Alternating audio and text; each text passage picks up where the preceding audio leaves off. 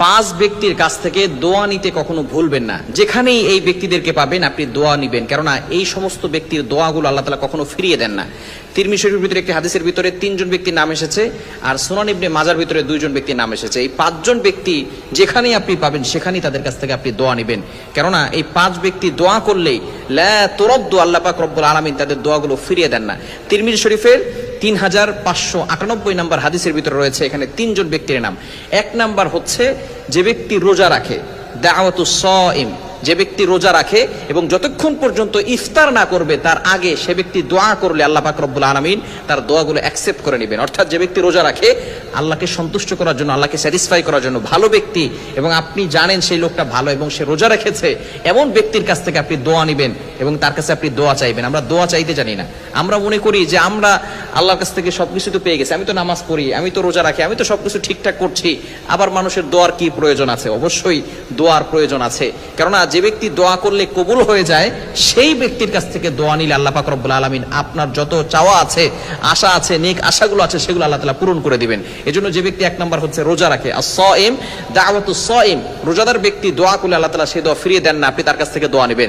Number 2, দ্বিতীয় number হচ্ছে একেবারে ইনসাফকারী শাসক, যেই শাসক সে সব সময় ইনসাফ প্রতিষ্ঠা করে এবং সব সময় ন্যায়ের পথে চলে, অন্যায় করে না, অবিচার করে না, সব সময় ন্যায়ের পথে চলে, এই সুবিচারক শাসক যিনি আছেন সেই ব্যক্তি দোয়া করলে আল্লাহ পাক রব্বুল আলামিন দোয়া কবুল করে নেন। এজন্য এই ধরনের ব্যক্তি যদি আপনার আশেপাশে থেকে থাকে, যদি কখনো তাদের সাথে দেখা হয় যিনি সব সময় ন্যায়ের পথে চলেন এবং ন্যায়ের পথের শাসক যদি কেউ থাকে, কোনো নেতা যদি এমন থাকে যিনি সব সময় ন্যায়ের পথে চলেন, সঠিক বিচার করেন, তাহলে এই ব্যক্তি দোয়া করলে দোয়া কবুল হবে, তার কাছ থেকে আপনি দোয়া নিতে কখনো ভুলবেন না।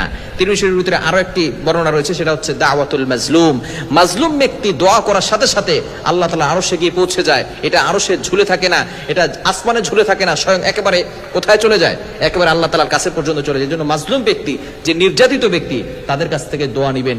দোয়া নিলে আল্লাহ পাক রব্বুল আলামিন সেই দোয়া ফিরিয়ে দিবেন না, লা তুরাদ্দু, তাদের দোয়াগুলো আল্লাহ তাআলা ফিরিয়ে দিবেন না। এজন্য তিরমিজি শরীফের ভিতরে 3 জনের কথা এসেছে।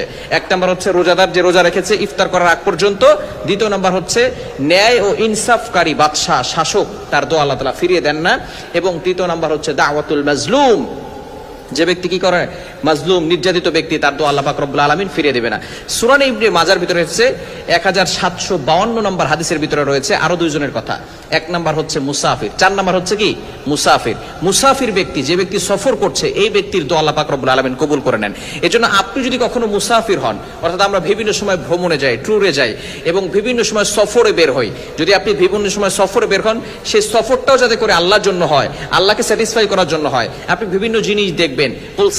আল্লাহ তাআলা বলে দিয়েছেন তোমরা জমিনে ভ্রমণ করো এবং সেখানে গিয়ে তোমরা আমি আল্লাহর যে সৃষ্টিগুলো আছে, তোমরা বিশাল বড় বড় পাহাড় দেখছো, বিশাল বড় বড় সমুদ্র দেখছো, এই সব কিছু দেখে দেখে তোমরা আমি আল্লাহর প্রতি বিশ্বাস আনো, তোমাদের ঈমান বেড়ে যাবে। এজন্য বেশি বেশি করে ভ্রমণে গেলে দুনিয়ার যেই নিয়ামতগুলো আল্লাহ তাআলা রেখে দিয়েছেন এগুলো দেখলে আপনার ঈমান বৃদ্ধি পাবে। এজন্য আপনিও ঘুরবেন, মুসাফির, আপনি যখন সফরকারী হবেন, মুসাফির হবেন, তখন আপনি আল্লাহর কাছে দোয়া করবেন, কারণ মুসাফিরের দোয়া লা তুরাদ্দু, আল্লাহ তাআলা ফিরিয়ে দেন না।